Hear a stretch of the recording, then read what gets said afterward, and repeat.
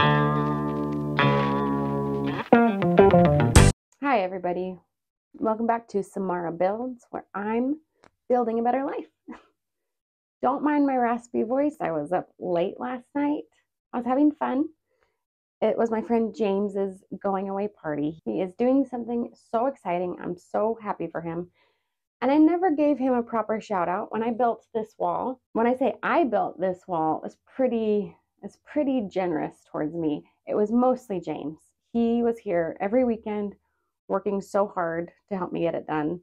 I just did the last bit of repairing drywall, but he did a lot of it, and so did my friend Josh. So shout out to them. So on my social medias, I put out a video asking what you guys wanted to hear more about in terms of mental health.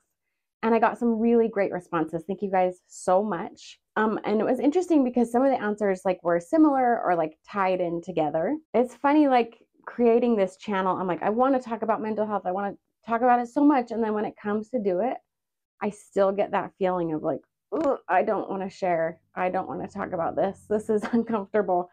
But as I've learned through therapy and just through life, it's through those uncomfortable moments that we learn and we grow. And so I'm going to lean into the uncomfort here.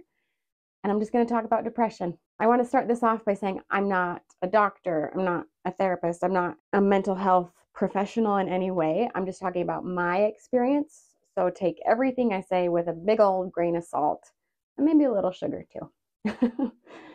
Oh, depression. I've been depressed a lot of my life. Through my childhood, adulthood, a lot of it has been blue. It's not as though I've been depressed every single day of my life. I have moments where I'm doing better and then really low lows. And life is never just linear. It's up and down, right? When I start to feel those feelings of depression, something I'm working on is I get so afraid because I really don't want to go back down into the depths of the darkness. And so it kind of sets off alarm bells in my body when I start to notice certain things. And I think that those will be different for everybody as you learn your body and pay attention to your habits and behaviors. So somebody asked me, when you start to feel those feelings, when you start a depression spiral, what do you do? When I start to feel depressed, I'm really proud of myself in that I've gotten a lot better, first of all, at noticing that and accepting it and not just trying to push those feelings off. And I've gotten really a lot better at reaching out to my support group, the people I know, love, and care about me and want to help me. So that's my biggest one is first, just reach out. Just say to your friends, family, your support group, hey, I actually am struggling right now. And that's so easy for me to say that right now. But for me personally, it's so hard in the moment to say, hey, right now, I'm not doing as well as I want to be doing. But if you can just take that step of bravery and reach out, I think that's a great first step. For me, it is. And then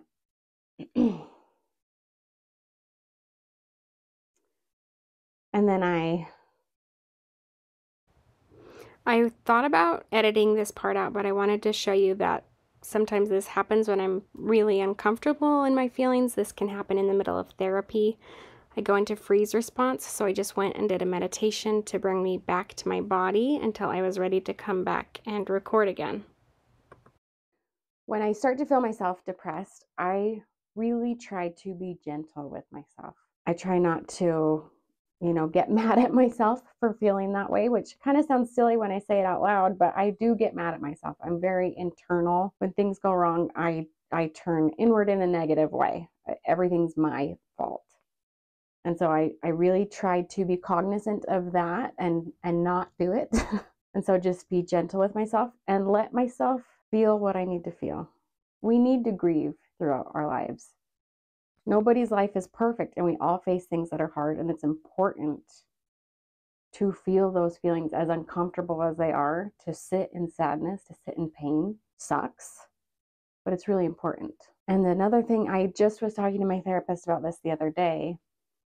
It's such a human instinct to always try to be perfect and seek out perfection. So it's like, if you do this and this and this and this, you'll never be depressed again. But that's not how life works. That's not how our brains work. And so every time I get depressed, I'm still learning different things that help me. And so I do go into self-care mode when I'm starting to feel depressed.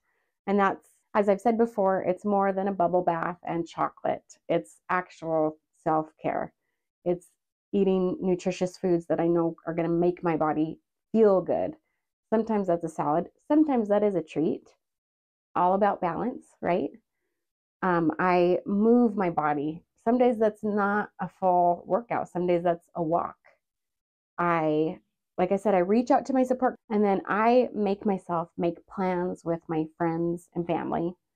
And as much as I don't want to, sometimes I go to the thing because I know once I get there, it will help me feel better. Like, rare is the circumstance that,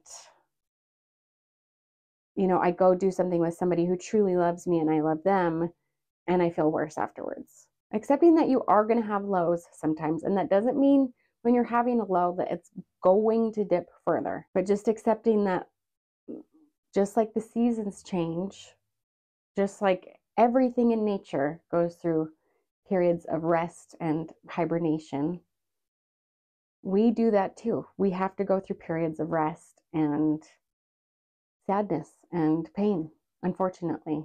That's part of the deal. That's part of being here as a human. Another person asked a great question about aha moments. I think this ties in well with the previous question about what to do when you're starting to feel depressed, because I've had a very recent aha moment that has really, really helped shift the way I view my life. And it's been really powerful for me. My highest self, when I think of her, it's me as a kid. When I was just full of life and I had no doubts, and I knew I was the fastest runner and the best singer, and I knew I was smart and beautiful, before the world etched away at that. And I have held her in my heart for a few years now as like, I need to take care of myself because she deserves to be taken care of. And that has been really powerful. But one aha moment that I had through my ketamine experience, which I will talk fully about in another video because that deserves its own full video because it was so powerful. But a huge aha moment during that course for me was realizing that I'm really trying to protect that little girl. And because of that, I throughout my life have made a lot of decisions based in fear because I want to protect her, because I don't want her to get hurt. And that has held me back in a lot of ways. She should be protected to an extent.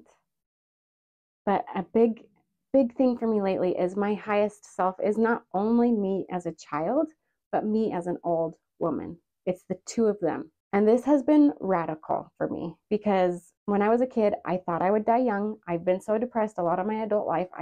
I've never even thought about me as an old person because it just wasn't ever even an option for me. It felt like it just didn't make sense for me to think about me as old because I wasn't going to get there. So now I do. I think about me as an old lady, and I want to be the coolest old lady. I want to be really good at yoga, and I make the best kale smoothie you've had in your life.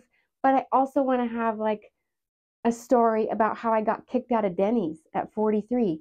And I have this cool scar on my leg from when I fell on a dirt bike. I've never ridden a dirt bike before. I'm just saying I want to be open to the experiences of life. I want to be an old woman who has had a lot of mistakes and a lot of roads traveled, but also, friends and family who love me and I love them, a great support group. I want to be the coolest old lady. That's my goal right now. And it's really, like I said, it's really shifted my mindset. And so I know that me, when I'm an old lady, I'm going to look back on these times of depression with love and compassion, but also that's not my full story. I won't continue to just always be depressed because of all the things I've learned, all the roads I've navigated, but also just literally nothing in life stays the same. impossible for something to stay the same forever. Things have to change. It's just been really a powerful mindset for me. And so I would invite you to try to just shift the way you look at things. If you are stuck in a narrative of I'm depressed, I'm a person with depression, I have depression, I am depressed a lot, I feel like that's the route you're going to go down if that's the route you're saying you're going down. So just shift it a little bit. Just try to be open to the possibilities of other things and say it out loud. Say it to yourself in the mirror, say it to friends. Just even a little shift, like, yeah, I am feeling a little bit depressed right now, but I know a better day is coming. Even if you don't feel that, just say it. We can trick our brains. Our brains are awesome and do so much, but we can shift those routes that they so easily go down. Some other big aha moments for me in life, especially in regards to depression, which I feel like is sort of the theme of this particular video, is that I don't have to follow the course that society, other people give to me as like, this will make you happy. Because I've tried those things and it didn't make me happy. And then I thought something was wrong with me. When in reality, like, no, there's nothing wrong with me. That's not the path for me. It's taken me a long time to like really lean into that and accept it. And even there are still some days that I feel like I'm missing out on certain opportunities. But ultimately, I'm really happy with where my life is right now. And I have not always been able to say that. There are parts of my life that I still am like working on and even feel embarrassed about. For instance, my room is a mess right now. This little corner looks tidy, but the rest of it is a shit show. This whole basement is unfinished and it's a mess because I keep having to upheave everything and shift things. And it's something that I'm working on. Life is messy and that's okay. Yeah, there are things about my life that aren't perfect. And then I keep reminding myself, perfection is not only not attainable, it is not the goal. I'm going to say this again because I feel like a lot of people can relate to this. Perfection is not only not attainable, it is not the goal. It's impossible. It's impossible to attain perfection in this life as we know it. That does not mean we should not try to be better. We should try to keep growing and learning and being better versions of ourselves. But you're going to make mistakes. Stuff is going to get messy, and that's okay. That is okay. You are okay, and you're not perfect.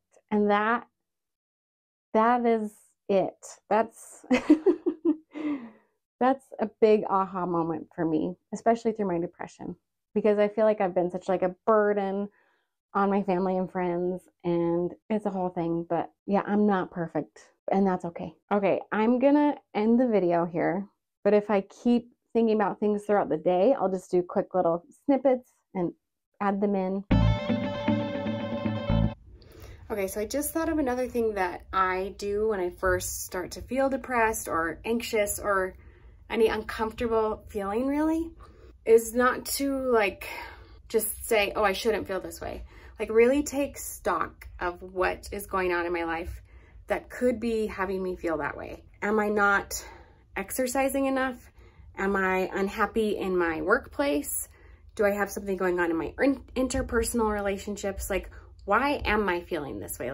Like take stock, like make a list, go through and see what things you can change to help improve your life.